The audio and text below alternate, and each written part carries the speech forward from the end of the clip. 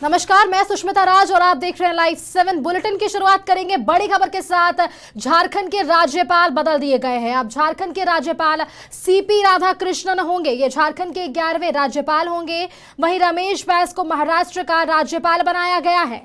राष्ट्रपति द्रौपदी मुर्मू ने रविवार को बड़ा उलटफेर करते हुए 13 राज्यों के राज्यपाल एलजी में फेरबदल किए हैं। उन्होंने महाराष्ट्र के राज्यपाल भगत सिंह कोश्यारी का इस्तीफा स्वीकार कर लिया है। रमेश बैस को नया राज्यपाल महाराष्ट्र के लिए नियुक्त किया गया है। वहीं राष्ट्रपति ने लेफ्टिनेंट जनरल कैवल्य त्रिविक्रम परनाई को अरुणाचल प्रदेश का राज्यपाल नियुक्त किया है। लक्ष्मण प्रसाद आचार्य को सिक्किम, सीपी राधाकृष्णन को झारखंड, गुलाब चंद कटारिया को असम, शिव प्रताप शुक्ला को हिमाचल प्रदेश, न्यायमूर्ति सेवानिवृत्त एस अब्दुल नजीर को आंध्र प्रदेश के राज्यपाल के रूप में नियुक्त किया गया है। वहीं राष्ट्रपति ने आंध्र प्रदेश के राज्यपाल बिस्वा भूषण हरिचंदन को छत्तीसगढ़ का राज्यपाल नियुक्त किया। छत्तीसगढ़ के राज्यपाल अनुसुईया उइके को मणिपुर का राज्यपाल नियुक्त किया गया है। तो बड़ा उलटफेर राष्ट्रपति द्रौपदी मुर्मू की ओर से झारखंड, बिहार समेत 13 राज्यों के राज्यपाल और उपराज्यपाल की नियुक्तियां बदली गई हैं। राज्यपाल रमेश बैस झारखंड के बदले गए हैं। अब उन्हें महाराष्ट्र का पदभार मिलने वाला है। वहीं अगर झारखंड की बात करें तो सीपी राधाकृष्णन को झारखंड का राज्यपाल नियुक्त किया गया है। इसी खबर पर और भी जानकारी देने के लिए हमारे साथ बने हुए हैं संवाददाता विशाल। बड़ा उलटफेर किया गया है राज्यपालों का।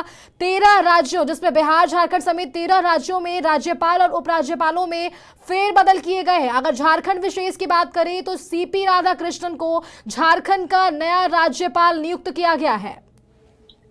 देखिए सुष्मिता, देश भर के कई राज्यों के राज्यपाल बदले गए हैं। भारत के राष्ट्रपति द्रौपदी मुर्मू ने कई राज्यों में नए राज्यपालों की नियुक्ति की है। देखिए, अगर हम झारखंड की बात करें तो नए राज्यपाल सीपी राधाकृष्णन को बनाया गया है। वहीं जो झारखंड के राज्यपाल थे रमेश बैस, उन्हें महाराष्ट्र का राज्यपाल नियुक्त किया गया है। देखिए, सीपी राधाकृष्णन को लेकर ये चर्चा का विषय बना हुआ है कि आखिरकार सीपी राधाकृष्णन है कौन जो झारखंड के नए राज्यपाल बनने वाले हैं। तो देखिए सुष्मिता, सीपी राधाकृष्णन तमिलनाडु के वरिष्ठ भाजपा के नेता हैं। उन्होंने कोयम्बटूर से 2 बार लोकसभा की सीटें जीती हैं भारतीय जनता पार्टी के लिए। और आपको बता दें सुष्मिता की लंबे समय से आरएसएस के वो प्रचारक रहे थे। आरएसएस का जो विचारधारा है उसको जन जन तक पहुंचाने में उनका एक अहम योगदान था। वहीं देखिए, तमिलनाडु भारतीय जनता पार्टी के पूर्व प्रदेश अध्यक्ष भी रह चुके हैं। मौजूदा समय में राष्ट्रीय कार्यकारिणी के सदस्य भी हैं। तो देखिए, वाकई में अगर हम देखा जाए तो सीपी राधाकृष्णन का जो राजनीतिक करियर है लंबा रहा, काफी ज्यादा उनका अनुभव है। अब झारखंड में वे नए राज्यपाल के रूप में आएंगे, 11वें राज्यपाल के रूप में आएंगे। वहीं अगर रमेश बैस की बात करें तो रमेश बैस अब महाराष्ट्र जा चुके हैं। देश की आर्थिक राजधानी मुंबई को कहा जाता है और महाराष्ट्र वाकई में काफी बड़ा राज्य है। तो देखिए, रमेश बैस को वहां पर भेजा गया है। वो भी छत्तीसगढ़ से कई बार चुनाव जीत कर आए थे। उनके पास भी लंबा राजनीतिक अनुभव था। तो देखिए, राज्यपाल ने अपनी शक्तियों का इस्तेमाल करते हुए कई राज्यों के जो राज्यपाल हैं उनको बदला और नए राज्यपालों की नियुक्ति की है। जी सुष्मिता। विशाल, अगर राज्यपाल रमेश बैस की बात कर ले तो उन्होंने काफ़ी अच्छे तरीके से राज्य को संभाला है। अभी हमने देखा है कि कई तरीकों से उन्हें कहा गया, आपने भी बातचीत के दौरान कहा कि उन पर कहीं ना कहीं आरोप लगते आए और कई बार सवाल खड़े हुए कि उनके समन्वय जो है हेमंत सोरेन यानी कि जो मुख्यमंत्री हैं झारखंड के, उनके साथ समन्वय ठीक नहीं है। लेकिन इन सब के बीच राज्यपाल रमेश बैस ने काफ़ी सराहनीय कार्य किए हैं झारखंड विशेष की अगर हम बात कर ले तो। जी बिल्कुल, देखिए बात 10 फरवरी 2022 की है। उसी समय से जो राज्यपाल रमेश बैस हैं चर्चा में आए थे। दरअसल हुआ था कि लीज खनन पट्टा मामले को लेकर भारतीय जनता पार्टी के जो वरिष्ठ नेता है, खासकर बीजेपी के जो जमशेदपुर से आते हैं, मुख्यमंत्री भी रह चुके हैं झारखंड के, रघुवर दास, उन्होंने मुख्यमंत्री हेमंत सोरेन पर खनन पट्टा लीज लेने का मामला उठाया था और राज्यपाल रमेश बैस से जाकर मुलाकात की थी। फिर राज्यपाल रमेश बैस ने इसकी जांच की, जो आगे की जो प्रक्रिया है उसे दोहराया था। तो देखिए, इन तमाम विषयों को लेकर हेमंत सरकार और राज्यपाल के बीच तनातनी हो गई थी। ऐसा लग रहा था कि हेमंत सोरेन की सदस्यता चल जाएगी।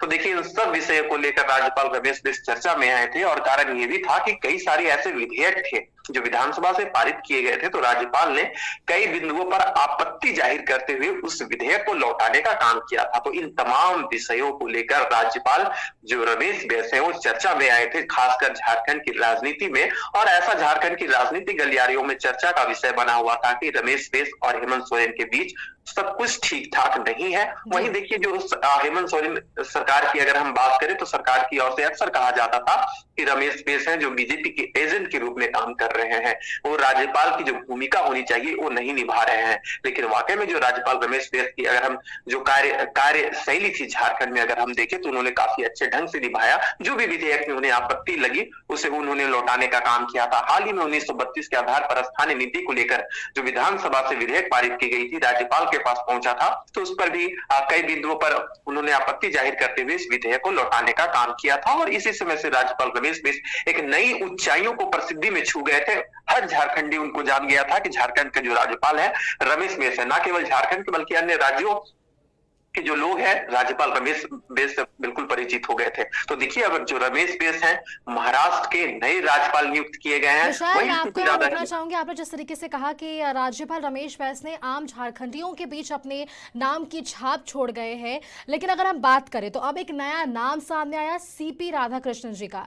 क्या लगता है वे झारखंडियों को समझ पाएंगे? किस तरीके से वे झारखंडियों के लिए उनके लिए कार्य करेंगे? क्योंकि आपने ही कहा जिस तरीके से राज्यपाल रमेश बैस ने पूरे झारखंड को संभाला है, ना सिर्फ झारखंड में बल्कि अन्य राज्यों में भी उनके नाम की सराहना की गई है। लेकिन अब एक नया नाम सीपी राधाकृष्णन, क्या लगता है जिस तरीके से पहले राज्य चल रहा था, इनको पदभार मिलने के बाद किस तरीके से सीपी राधाकृष्णन झारखंड को संभालने की कोशिश करेंगे?